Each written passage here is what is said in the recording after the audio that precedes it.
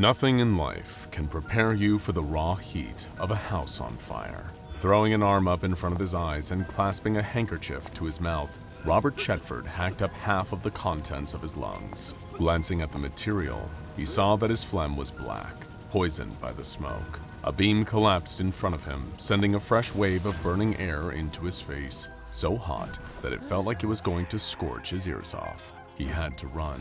He had to get out of the house, but he knew he couldn't. His mother was upstairs. Robert barreled his way through the flames, shouldering open doors and stumbling along hallways. The air was so thick with smoke that he could barely breathe, so he collapsed to the floor and started to crawl on his stomach. He reached the first step of the grand staircase and started to heave himself up one at a time, feeling the heat of the house threatening to engulf him more with every inch he climbed. But he hadn't made it more than 5 steps before there was an enormous creaking sound, and the whole staircase collapsed beneath him. Sparks rushed up into the air and swirled around the room. Flames licked at the walls all around him.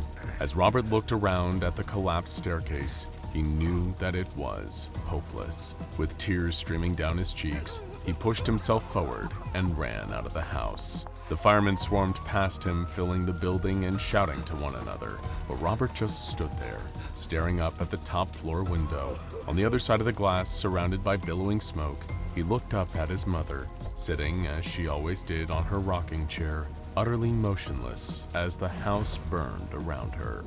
In an undisclosed facility in the United States of America, you will find what may well be the lowest security containment cell in the entire SCP Foundation. There is no heavily armored door, no bulletproof glass, no machine guns about to drop down from the ceiling at any point. In fact, there's very little in the way of containment at all. They often leave the door to the cell wide open. There is a window, but on the other side of it isn't a crowd of researchers, security guards, and agents ready to spring into action at a moment's notice. It's just a normal double-glazed window that looks out across a vista of fields, trees, and a couple of power lines. Facing the window is an old armchair in which the concrete man sits, SCP-014. He spends all of his day, every day, staring out of the window. This view specifically was chosen because very little changes in it. Night turns to day, the trees change with the seasons, and it rains occasionally. But there are no roads, no new buildings springing up, nothing to distinguish it from how it looked in 1937. Beside him is a small table, home to a record player. In the corner of the room, there's an antique set of shelves that house 3 dozen old records, all dated from the 1930s or earlier. All day, every day, the music plays out of the old speaker. Every so often, as researchers walk up and down the corridor, if they hear that there isn't any music playing, they'll come into the room and change the record over for a new one. The newest researchers check in with SCP-014 to see if he's okay. He rarely responds, and so before long, they stop asking. You would think, therefore, that the concrete man is elderly, approaching the twilight years of his life, but the man who sits there in his chair, staring out of the window and listening to music from almost 100 years ago, appears to be just 30 years old. Friends of Robert Chetford reported a noticeable change in his demeanor following the fire and death of his mother. He had lost his father not long before to a workplace accident. William Chetford had been a construction worker, climbing up the girders of New York's emerging skyline, pouring concrete and piling bricks. He had been working on a new building, one that was said to be the tallest in the world, called the Empire State Building. Day after day, he would climb the cranes, teeter precariously over the dizzying drops. Any slight mistake, and he would plummet hundreds of feet, often to the busy streets below. Sure enough, one day William Chetford's worst fears came to life. He was walking on a gangplank that wobbled and bent with every step he took. On his shoulders was a metal bar with a bucket of concrete dangled precariously from each tip. He walked this route every day, but clearly, that day proved too much for the wood to take. The board splintered and split beneath him, plunging him down and down through the scaffolding.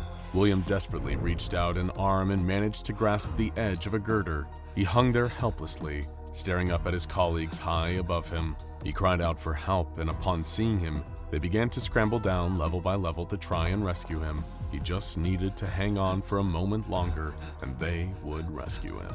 But one of them knocked over a bucket of concrete. William Chetford could do nothing but watch as the heavy sludge slowly tumbled towards his face. He tried to dodge it, but it was no use. The company told Mrs. Chetford that this had been William's saving grace, that he had been unconscious for the long fall down to the streets below. His fellow workers knew that this wasn't the case. They heard his screams all the way down. Mrs. Chetford didn't believe any of it. They were lying, all of them. The company, his co-workers, everybody. She knew what had really killed him. It was the same thing that was killing her slowly, the same thing that had been passed on to their son, concrete poisoning. She'd approached the Wall Street Journal, New York Times, and any outlet she could, but none of them were remotely interested in the story. There were chemicals in the concrete. It wasn't safe to use. It never had been. She'd been working in nursing homes and seen the effects of concrete on construction workers. They'd become paralyzed, unable to move, spending so many years breathing concrete air, letting it absorb into their skin. Their bodies had slowly started to turn into it. She knew it. She started to go crazy, pinning up news clippings, medical journals, photographs, maps, anything she could find, all over her walls, her entire bedroom. She had red string hanging from the walls and ceiling, connecting to every surface. Robert watched helplessly from the doorway, unable to do anything as he saw his mother steadily entering into psychosis. But the further her paranoia went, the less energy she seemed to have for it. Weeks went by, and her manic fervor was replaced with lethargy. She got slower and slower in her movements, talked less and less at mealtimes, and began to sit down for extended chunks of the day. Robert, assuming that she was tired from grief, did what he could to help. He carried an armchair up to her room and placed it in the corner by the window so that she could look out over the world around her. He thought she was resting, but it soon became apparent that she wasn't really resting. She was withdrawing, almost freezing over. Desperate to try and get his mother to re-engage with the world, Robert sat down with her to try and understand all of her conspiracy theories around his father's death. She explained slowly and calmly that the concrete being used in New York was poisoned, cursed. She didn't know where it had been dug up from, how it had been mixed, or who was behind it, but she was getting close. Maybe it was the US government. Maybe it was the same witches. Maybe it was God himself. But she knew her husband, and she knew he wouldn't have fallen that day. He had walked across that plank thousands of times without incident. There was no way he would have made that mistake. Robert tried to connect the dots of what she was saying. Did she really think that it was the concrete that had killed his father? She said that it was, and that the same concrete is now killing her. She showed him her hands, turned them over front and back under the light for him to inspect. They looked just like normal hands, elderly, wrinkled, with deep veins popping out, but normal. She scratched at them and tried to feign pain for the effects of her fingers. "Look," she said. "You see that powder coming off them? That's concrete powder." But Robert didn't see any of it. The concrete man came to the Foundation's attention a couple decades ago. Construction workers in New York in the late 1990s were hard at work clearing out the foundations for a new skyscraper. The site was built on top of what used to be a residential block. But one intrepid builder soon discovered something that shook him to his core. There was an old cellar beneath where the building used to be. The lock on it was heavy, thick with rust, and had been open for close to 70 years. He and his team managed to pry it open, put on their flashlights, and went inside. What they found was a basement apartment still sitting there beneath the rubble. It was a relic of its time. Thick dust covered every surface, ugly wallpaper surrounded them, and ancient appliances covered with rust sat in the kitchen. It was almost like walking through a haunted house. The builders joked about ghosts stalking these corridors as they made their way through, until they reached the bedroom. Sliding the door open, they faced a man sitting there, staring at them from an old armchair. The four burly builders screamed like little girls for a split second, then burst out laughing when they realized that the man wasn't real. He must have been a waxwork or something. He was sitting so perfectly still and hadn't reacted at all to their presence. They went over to inspect what he was made out of. They tapped on his forehead, lifted his arms and dropped them. and were surprised at how convincing the fake man was. That was, of course, until he politely asked them not to touch him. This time, they really did scream like girls, running straight out of the basement into a local police station. This basement apartment was where Robert Chetford moved following the fire in his parents' home and the death of his paralyzed mother. Racked with guilt, he had never been quite able to process what had happened to cause his mother's mental state to deteriorate so rapidly. By the time she died, she had been looking at her hands and genuinely believed they were made of concrete. She would not move, she would not eat, she would not sleep. For days, she would just sit, staring out of her window. He knew he should have taken her to a doctor, but they just couldn't afford it. Maybe if he had, this would have all worked out differently. Robert would think about it hour after hour. He would sit down in the armchair in the corner of his room and ponder what had happened. It was difficult to keep track of time living in the basement. There were no windows, no daylight at all, but he didn't think he had been sitting there for very long when he noticed the skin on his hands starting to turn gray. Without panic, he slowly lifted his hands to his eyes and inspected what was happening. His fingers, down to about halfway through his palms, were dry and solid. He could move them just about, but it took a normal effort, and he could see cracks running along the back of the concrete when he did, so he decided not to. He wouldn't say he felt calm exactly, maybe disconnected. He didn't feel particularly hungry, he didn't feel particularly tired. In fact, he didn't feel much at all. His concrete limbs were only a passing curiosity to him as he sat in his chair. Very occasionally, he would get up to put on a record on his record player, then return to his seat and stare at the wall. That would be every couple of months at most. The rest of the time, he would just sit there. One day, he noticed in a vague corner of his mind that the ground was shaking and dust was filling the room. The ripping sound of dynamite and the heavy stone just above his head told him that the apartment block towering over him had fallen down and almost come through his ceiling. Robert just sat there, unconcerned.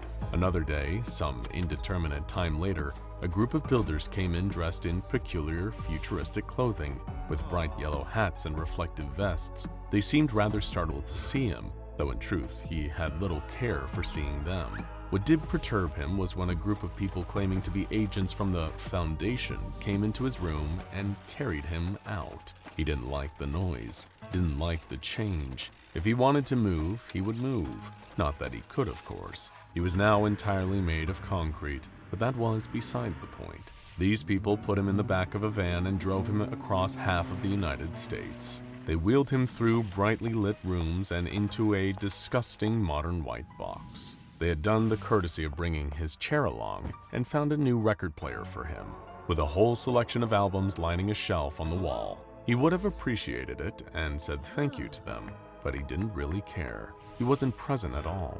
This was, of course, due to the fact that he was made of concrete by this point. However, once he was sat in his chair and took in the sight in front of him, Robert Chetford felt a dull panic rising in his chest. They placed him at a window, just like he'd placed his dying mother in front of a window. He tried to clench his jaw, tried to move his hands, tried to cry out in fear and pain, but he couldn't. He was paralyzed. The smell of smoke filled his chest, choking him, torturing him as the memories of his burning household raged in his mind. He tried to scream, he tried to fight, he tried to do anything other than just sit there, but it was far too late for any of that.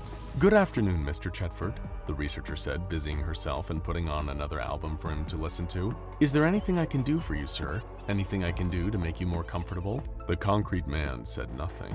The researcher patted him on the back of his hand. "Made of concrete indeed. Looks just like regular skin to me, Mr. Chetford. I do wonder what's going on inside that head of yours." On her way out of the room, she glanced at his view from the window. "Beautiful weather outside today, isn't it? Scorching even." Now go check out SCP-014 Sentient Civil War Memorial and SCP-650 Startling Statue for more.